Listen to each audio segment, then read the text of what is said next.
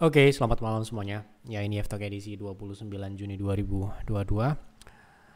Em, Malam ini seperti biasa kita akan bahas ISG dan saham-saham yang sudah masuk di kolom komentar di edisi F-Talk edisi terakhir, edisi 28 Juni 2022. Ada beberapa, lumayan banyak. Silahkan apabila ada saham yang menarik untuk dibahas di F-Talk selanjutnya, Bapak Ibu bisa langsung isi di kolom komentar saham apa yang Anda pilih dan kenapa Anda pilih untuk trading, untuk invest, atau untuk apa. Silahkan Anda masukkan di kolom komentar selengkap-lengkapnya. Oke, kita langsung mulai dari ISG dulu. Oh ya, malam ini kita akan bahas SMDR. Ya, ini saham yang paling banyak dikonsultasikan hari ini karena melanjutkan penurunan ARB hari ini ya, ditutup turun di level maksimal gitu ya. Apakah masih bisa turun lebih dalam lagi, berapa targetnya, kita akan nanti bahas di pertengahan akhir ya.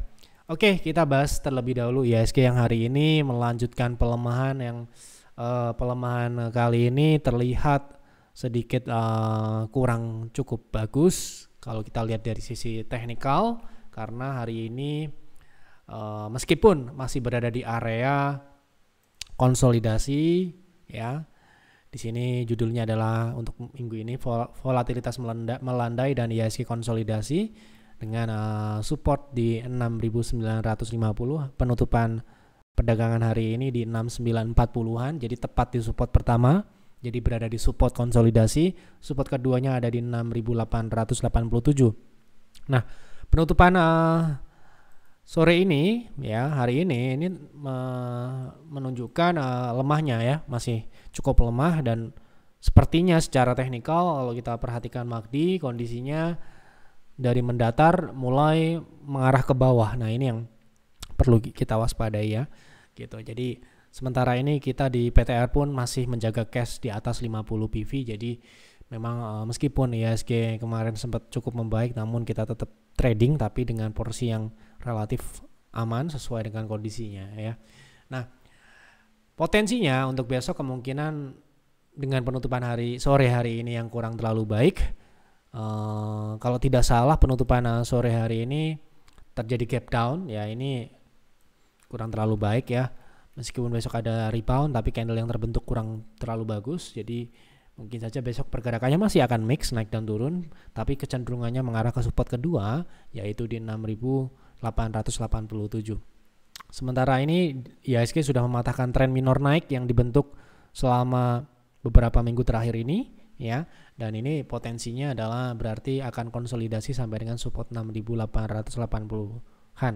Nah, kalau ditembus itu yang harus ya memang mungkin akan lebih menarik lagi karena peningkatan volatilitasnya ya. Jadi akan banyak penurunan signifikan yang terjadi gitu ya. Nah, kita lanjut ke pembahasan saham. Langsung saja kita masuk ke pembahasan pertama dari Pak Tony, kelanjutan NICL untuk trend following, apakah tren sudah patah? Kita coba lihat NICL. Oke, tren masih sementara ini memang delay dari H4 di bawah M60. Kita coba lihat di daily saat ini berada di bawah M60, dan target penurunan untuk wave C ini sendiri kita coba lihat di sini berada di yaitu di 88 ya, 88 sampai dengan ya 80 di bawah 90 sampai dengan 88 ya. Jadi ini potensinya harusnya masih uptrend kalau dia turunnya hanya di 1,618, kecuali dia turunnya melebihi itu, mungkin ya bisa dikatakan trennya bisa patah gitu ya. Kita akan lihat besok. Yang jelas saat ini NICL sudah berada di support yaitu koreksi wave C ya. Oke, kemudian lanjut ya.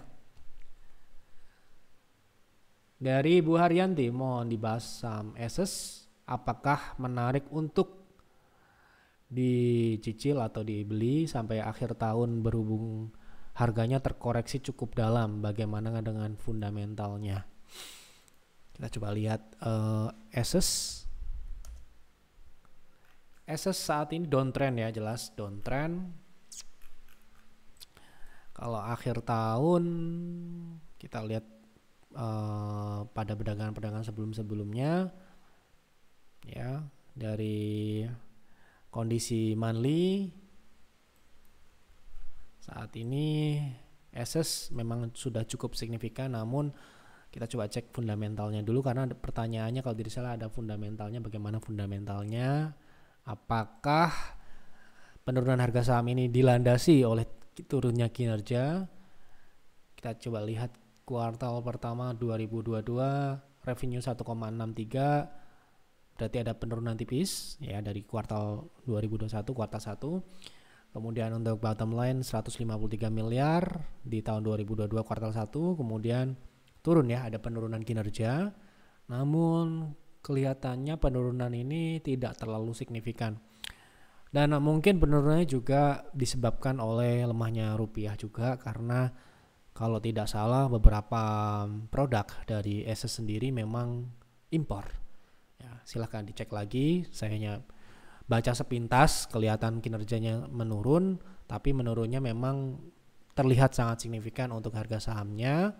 Jadi perlu dicek lagi. Mungkin kalau untuk akhir tahun belum berani ya, karena ini downtrend. Mungkin untuk swing-swing, untuk kenaikan-kenaikan jangka pendek mungkin bisa. Namun saat ini kalau kita lihat dari teknikal jangka pendeknya belum terlihat cukup oke, karena pembentukan rounding top yang sudah terlihat terkonfirmasi mengindikasikan potensi penurunan yang lebih dalam, yang mana biasanya di 1,2, kemarin rebound 1,2, dan saat ini kemungkinan akan diuji kalau ditembus ini akan mengarah cukup signifikan, yaitu di angka 500 sampai dengan 420.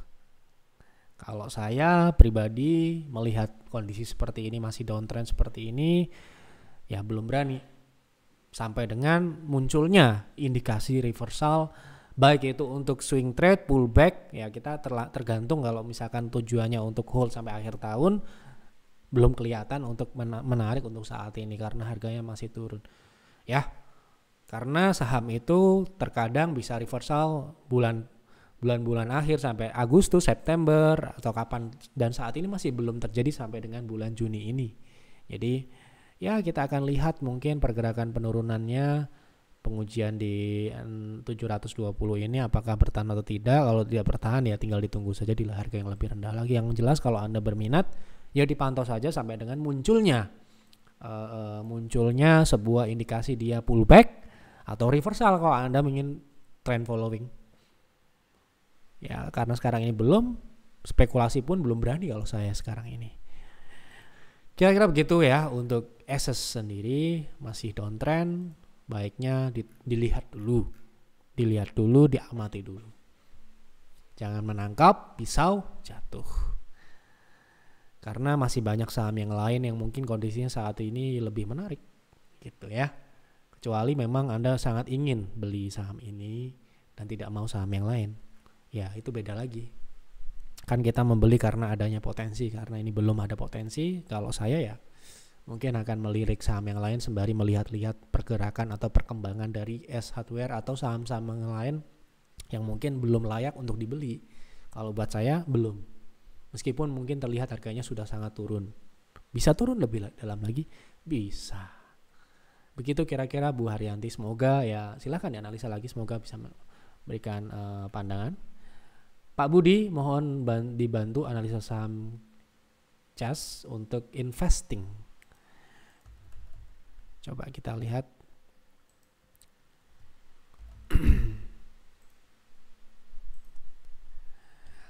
Fundamentalnya dulu kita coba lihat. Untuk saat ini memang dia sedikit membaik di 2021. Di 2022 ini kuartal pertama 358 naik dari 318 di 2021. Kemudian bottom line 9,4 untuk naik cukup signifikan ya. Kalau dari fundamental sendiri kita lihat juga beberapa rasio penting profitabilitas. Untuk secara bottom line terlihat relatif tipis ya, sekitar 5, sekian persen untuk net marginnya. Kemudian untuk laba operasionalnya juga relatif relatif ya, bisa dikatakan tidak terlalu tebal lah. Kalau saya melihatnya memang mungkin bisa untuk diinvest, tapi sekali lagi masih banyak yang lain yang lebih baik. Secara saat ini trennya secara teknikal juga kita lihat di sini masih downtrend untuk jangka panjangnya. Untuk invest ya, ini sekali lagi pandangan untuk invest ya. Kita nggak ngomong kenaikan jangka pendek, tapi sekarang ini untuk invest trennya masih turun. EMA 60 masih melandai ke bawah. Kemudian ini kenaikan yang terjadi sejak 2020 ini merupakan adalah fase koreksi dari tren turun. Sejauh ini seperti itu. Jadi mungkin yang lain. Kalau saya yang lain, akan milih yang lain, dan juga ini saham yang tidak terlalu liquid juga. Ya. Oke, jadi mungkin kalau kita punya dana yang mungkin 1M, 2M di atas ya akan relatif sulit untuk memegang saham yang seperti cash ini ya. Ya ini tapi tergantung juga, silahkan dianalisa lagi. Oke, sekali lagi ini prediksi dan analisa, bisa benar bisa salah, silahkan di analisa lagi Pak Budi. Kemudian lanjut Indrawati, MTech untuk trading masuk di berapa? Untuk trading MTech. Oke, MTech jauh ini masih dalam koreksi dari trennya naik. Ya, tren besarnya naik ya. Dan kemungkinan ini akan melanjutkan ke 1,618 ya, di sini ada lower shadow yaitu di 1400. Sepertinya untuk trading belum ada indikasi menarik karena harga masih flat, dan flat seperti ini di area support ya. Support saat ini memang dipertahankan di area 1700 sampai dengan 1600 ini. Kalau ditembus ya mungkin bisa tunggu di harga yang lebih rendah di 1380-an. Sementara ini untuk penurunan ini bisa maksudnya skenario turun ini berakhir apabila dia bisa breakout dari resist konsolidasi di atas 1720. Kalau dia bisa break di atas ini berarti bisa untuk pullback untuk swing ya di 2000 targetnya. Tapi sekarang ini lihat dari pandangan terakhir dia sepertinya memang flat di sini. Nah, dikhawatirkan breakdown support 1600 dan meluncur ke bawah. Nah, karena itu mungkin bisa dilihat-lihat dulu, kalau dia bisa naik di atas 1700-an mungkin baru bisa dengan proteksi super ketat di 1600 mengantisipasi ternyata false break dan turun lanjut. Seperti itu ya. Kita harus tahu bagaimana kita merespon pergerakan sebuah harga. Apakah kita perlu bereaksi sekarang atau tunggu dulu? Kalau sudah bereaksi lalu kalau ternyata gagal kita harus apa? Itu harus clear di awal. Jangan sampai ketika Anda beli, kemudian dia turun dan bingung mau ngapain. Nah ya, jadi rajin-rajinlah berkonsultasi, tanya trading plan. Apabila sudah diberikan trading plan yang jelas, seperti rekomendasi kami di PTR, semua trading plan jelas, instruksi jelas, jadi tidak perlu ada pertanyaan lagi karena itu sudah clear. Berapa TP-nya, berapa stop loss-nya, bahkan berapa lot yang harus bisa dibeli idealnya di saham tersebut. Informasi yang kita berikan sedetailnya untuk mempermudah dan mempercepat proses eksekusi yang dilakukan oleh member kami. Seperti itu misalkan. Nah, Bapak Ibu yang trading secara manual, secara mandiri, ya harus seperti itu harusnya. Supaya apa? Tidak terpontang-panting ya di market yang sangat dinamis. Oke, begitu, semoga membantu MTech. Untuk saat ini konsolidasi, tunggu dia breakout konfirmasi untuk swing trade. Cara permintaan pembahasan saham di link mana atau langsung di komentar pembahasan? Kan saya sudah sering bilang tulis di kolom komentar. Kemudian dari Pak Ali Kusuma BRMS, apakah sehat buat investasi setahunan? Setahunan itu berarti tahun ini sampai tahun depan gitu ya. Terus terang BRMS sendiri kita sudah clear position di Pierce. Mungkin Bapak Ibu sudah tahu, kita sudah sharekan kemarin, kita jual di 306. 306 itu ya sekarang ini kita harus syukuri ya, karena harga sekarang ini sudah di harga 252,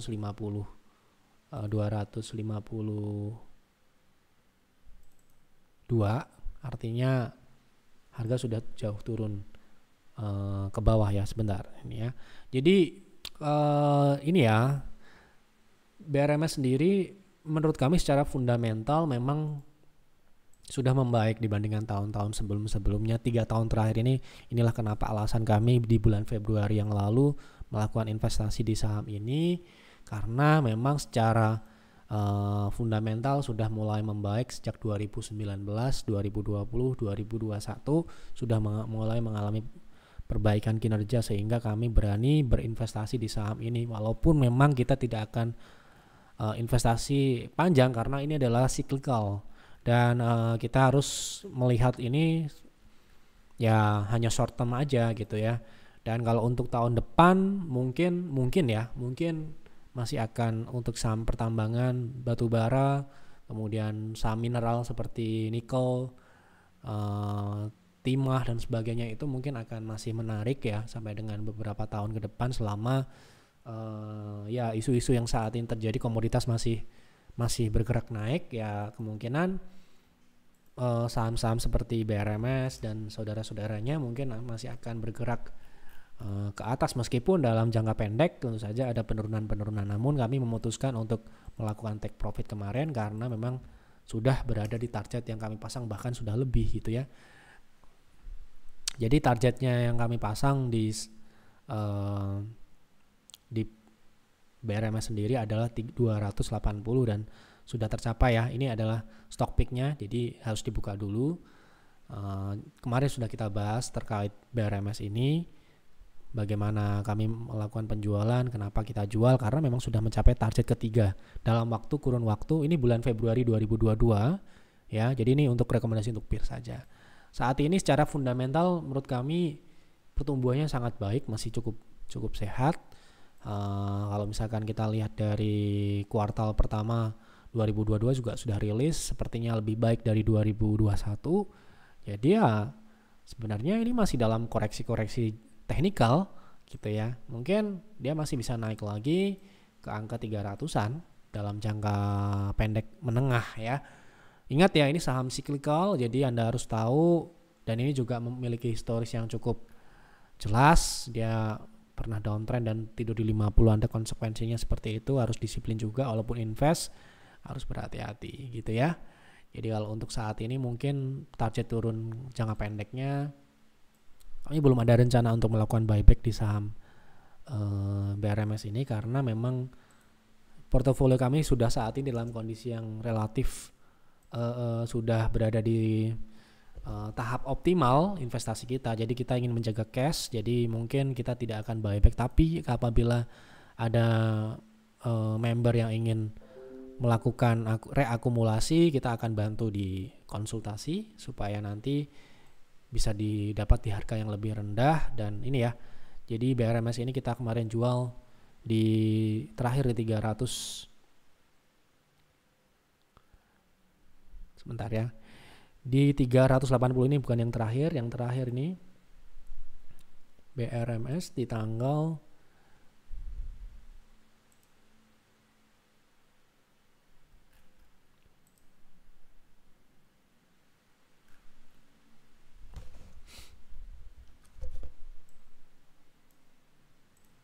ya, supaya kita bisa tahu kenapa kita melakukan distribusi, karena memang saham ini memang sudah mencapai target yang kami siapkan sebelumnya.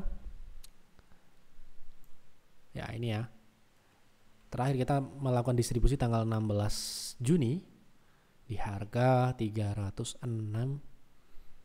ya, sebanyak 1 PV ya. Pembelian kita di 130. Jadi sekarang ini untuk buyback di harga yang kita beli kemarin di bulan Februari tentu saja akan relatif sulit. Mungkin dia kalau turun di area 230 sampai dengan 216, tapi itu belum tentu menjadi best price-nya.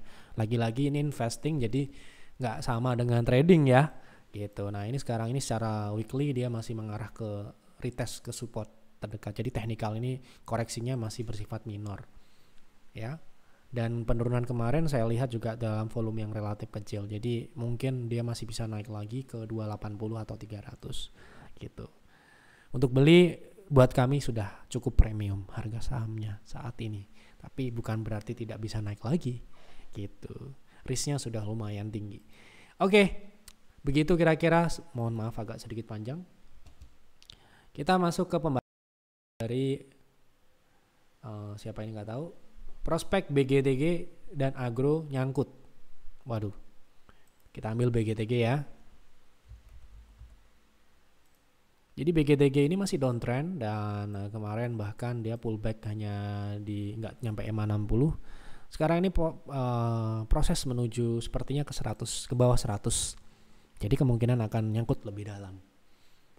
Sekali lagi, kemungkinan ini bisa nyangkut lebih dalam. Sehingga kalau ada kenaikan-kenaikan yang sifatnya pullback, manfaatkanlah itu supaya Anda tidak terbawa turun. Saya nggak tahu nih belinya di harga berapa ya. Jadi pandangan saya, menurut saya ini masih akan bergerak turun ke bawah, paling tidak di 100. Dan kalau dia, karena ini wave C masuk ke akhir, kalau misalkan dia tidak bisa bertahan di atas EMA 60, ini akan bisa, bukan berarti tidak bisa kembali ke 50 ya. Jadi sementara ini mungkin di area 100 dulu terdekat. Jadi manfaatkan sebaik mungkin kalau ada pullback karena candle terakhir cukup kurang baik. Kalau dia besok lanjut turun bisa meluncur ke bawah. Karena sekarang ini penurunan kan dibatasi, jadi pelan-pelan turunnya ya, perlahan. Dan itu malah justru ya membuat kita semakin tersiksa di penurunan yang perlahan-perlahan ya. Lebih baik turun sekalian kemudian reboundnya besar gitu ya. Nah sekarang ini memang kondisinya seperti itu. Oke, kemudian lanjut P1 untuk trading bagaimana?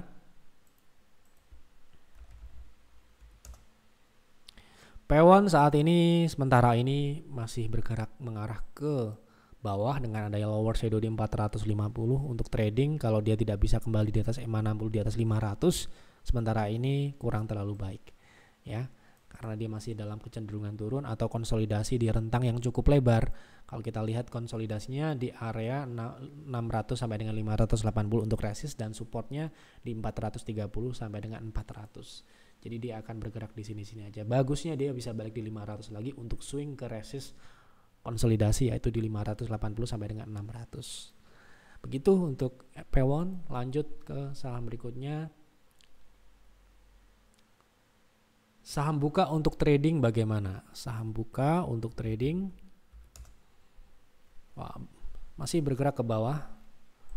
Target kita sudah tercapai kemarin sepertinya, tapi akan turun lebih rendah lagi. Kita akan coba cari target turun berikutnya karena saat ini terlihat membentuk lower low, lower high ya, dan menutup gap.